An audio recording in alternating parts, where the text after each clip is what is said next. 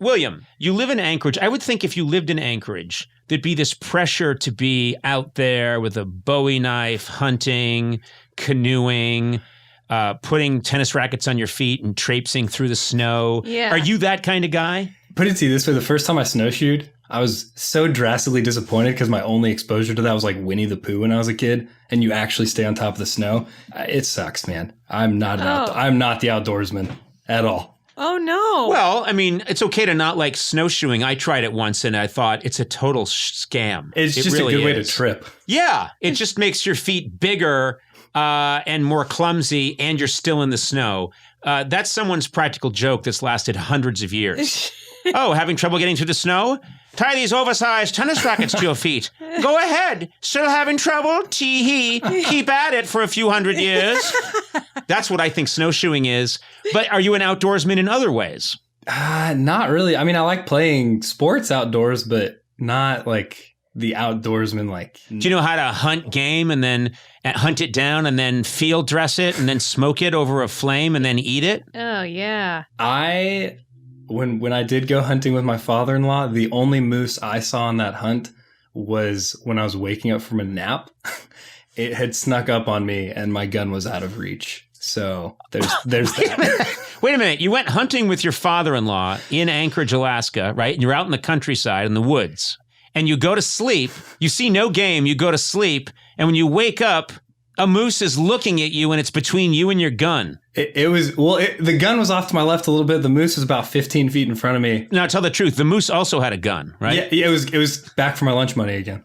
The moose was like, have a nice nap, did you? Yeah. Don't even try for the gun, William. You won't make it. Yeah. Wow, that's incredible. So you did nothing. You just stared at the moose and then it walked away? I tried to reach for the gun and it just... moose are fast, man. Moose are fast? Are they really? I don't think they are. I just think of them just... I think that moose took its time leaving, William. And I don't think you had it in you to shoot a moose. And I don't blame you. Would you have shot the moose if you could? I don't think you would have. I would have if I could have, because it's good food. But I did on the hunt. I wound up getting a grizzly bear. What? You got a grizzly? Yeah, that skull in the background right there. I got a grizzly bear. Yeah. That's insanity. First of all, I've never... grizzlies they're like a killing machine. Yeah. Grizzlies. Yeah. I'm fascinated by grizzly bears, and I happen to know that if they start charging you, it doesn't even matter if you have a gun. It's over. I mean, they're practically bulletproof. What do you mean you got a grizzly?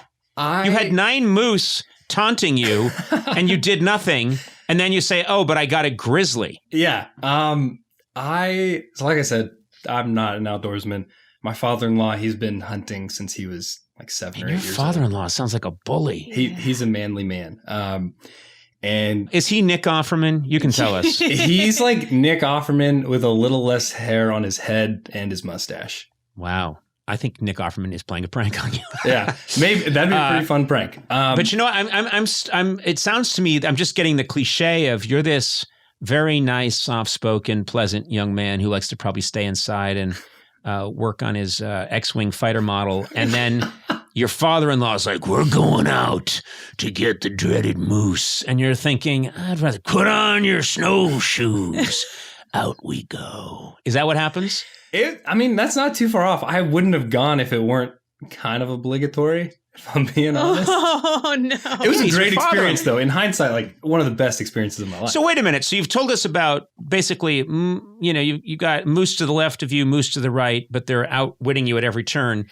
Tell us how you bagged the grizzly. I was up in a stand and we were just kind of sitting there for like 3 or 4 hours.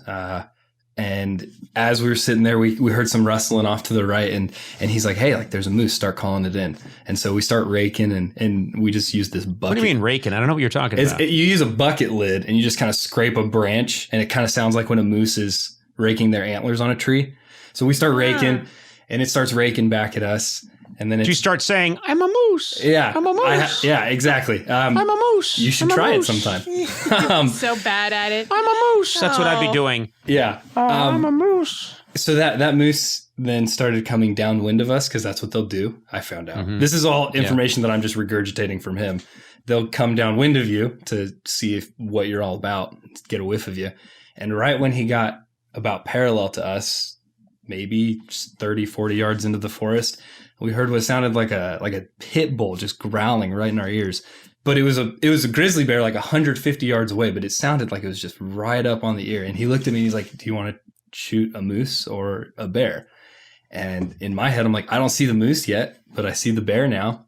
And I lined up my shot and luckily basically killed it instantly, which you can't really do on purpose. Wow, I think given the choice between, you said moose or grizzly, I'd have shot the father-in-law. That guy's, and first of all, is it fun to be up in a stand? I just would feel like Lee Harvey Oswald up there. Comes driving by in a motorcade. Where's the sportsmanship in that? You want to be down there on the ground, fighting it with your own bare hands. We'd been hiking out a lot. I'd gotten lost earlier that week, even though there's relatively good paths and stuff.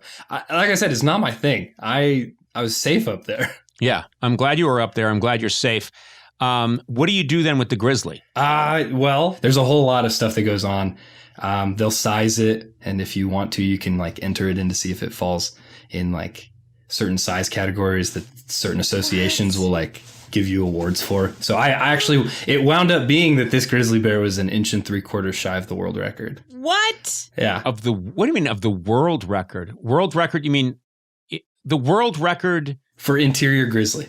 Wait, so you said world, not just in Alaska, but in all of the world. Yeah. So Boone and Crockett is the association that is like, they measure the biggest fish and game that get recorded. And there's Kodiak grizzly, so like the coastal ones. And then there's interior grizzly. You're not an outdoorsman. Wow. And you go out on a hunt. And you're so not an outdoorsman that you fall asleep and and a moose has to wake you up and show you where your gun is. Yeah. It's like, oh, you drop this. There you go. And you also dropped your ammo. Thanks, moose. No problem. That's how much of an outdoorsman you are. Then, when you least expect it, you shoot at a grizzly, you miss, but your missed shot kills it instantly, and then it turns out to be slightly less than the biggest interior grizzly in the world. That is an accurate summary.